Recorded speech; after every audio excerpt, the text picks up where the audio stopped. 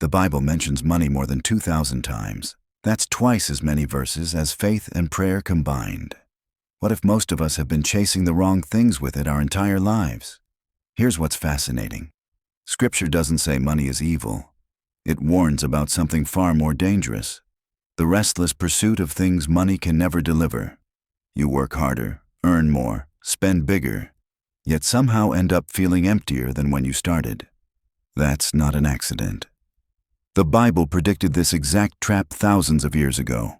Today we're breaking down 5 specific things Scripture warns you not to chase with money. Some of these might surprise you because they sound like good goals on the surface, but there's a reason God addresses them so directly. Number 1. Chasing comfort. Most people think the more money they have, the happier they'll become. Ecclesiastes destroys this assumption in one sentence: those who love money will never have enough.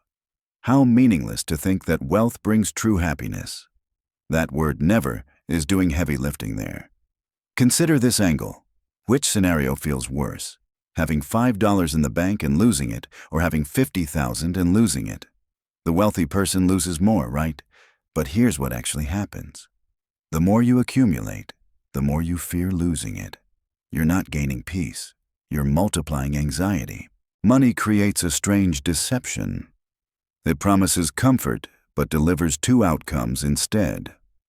First option, you fall in love with accumulating more, spending every waking hour obsessed with growing your wealth.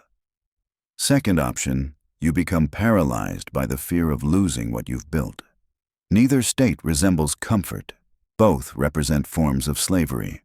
True contentment comes from trusting God's provision rather than constantly reaching for the next level of luxury.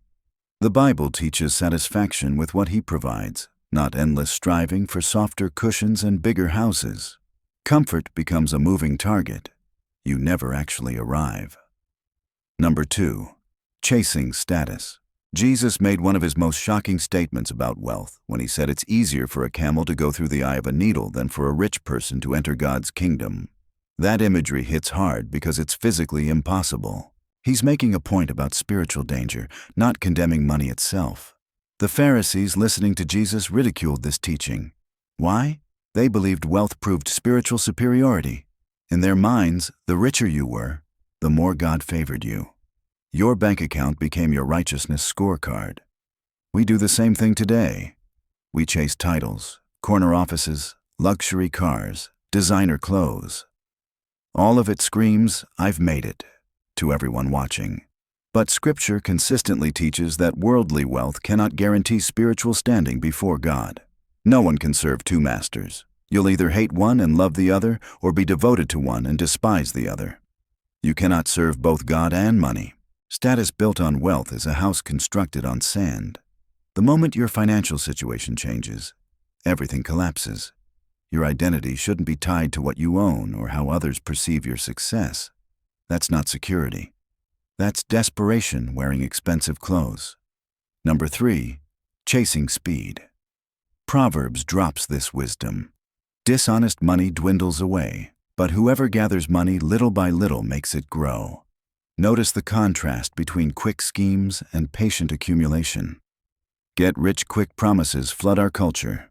MLMs, crypto moonshots, NFT flips, investment secrets that'll make you wealthy in months. The Bible saw this coming. It warns specifically against rushing toward wealth because speed usually involves cutting corners. I learned this the hard way. In my late teens, I got pulled into an MLM.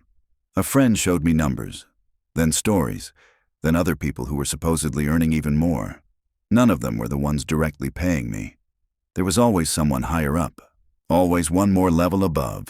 At the time, it felt smart, efficient, like I was skipping steps.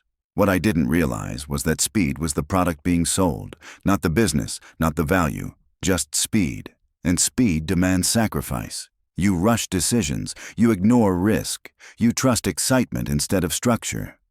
The Bible warns against this because fast gain usually depends on imbalance. Someone wins quickly because someone else carries the cost. That's why it doesn't last. This doesn't mean getting rich quickly is inherently wrong. You might build a company for 10 years, then sell it in one transaction that changes everything. That's different. You put in sustained hard work over time. The payoff happened fast, but the foundation took years. Scripture warns against chasing speed itself, not against the rewards of diligent effort. If you're finding value in this, Kingdom Finances has more content breaking down biblical principles for your money. Subscribe so you don't miss what we're covering next. Number 4. Chasing approval. Proverbs states plainly that a good name is more desirable than great wealth. Favor is better than silver and gold. Yet many people try purchasing their reputation by throwing money around, hoping forced acceptance will eventually become genuine respect. Money can buy you many things, but it cannot buy true integrity. Only forced acceptance. Often, people attempt to create a good name through generous donations or flashy displays of wealth. But here's the reality. A good heart shines through, while a deceptive heart will be found out. Character built on wealth alone crumbles the moment financial circumstances change. Real reputation develops through consistent righteous behavior and honest dealings over years. You can't manufacture that with a checkbook. The wealthy person who thinks their money proves their worth has confused the scoreboard with the game itself. What's interesting is how this connects to the next thing people chase with money, which might be the most dangerous pursuit of all. Number 5. Chasing control. Psalm 49 delivers one of Scripture's harshest realities about wealth's ultimate limitation. No man can redeem the life of another or give to God a ransom for him. The ransom for a life is costly. No payment is ever enough that he should live on forever and not see decay. Money buys a good time, but it doesn't buy time itself. There's a massive difference between those two things. Wealthy people throughout history have tried purchasing immortality. They build monuments hoping their legacy creates some form of continued existence. They pour millions into cryogenics and life extension technologies. David observes that the wealthy die and remain dead, separate from the living like everyone else. You die once, then comes the judgment. Every person, regardless of bank account size, stands equally powerless before death. To think money buys time reveals foolishness.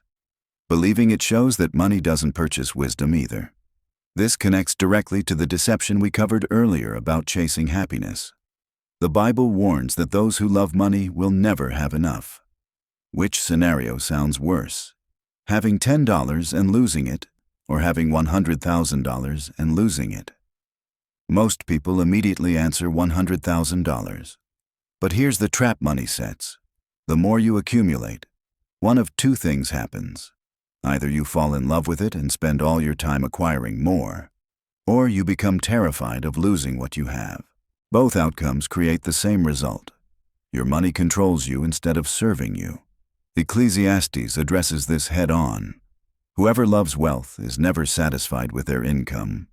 How meaningless to think that wealth brings true happiness.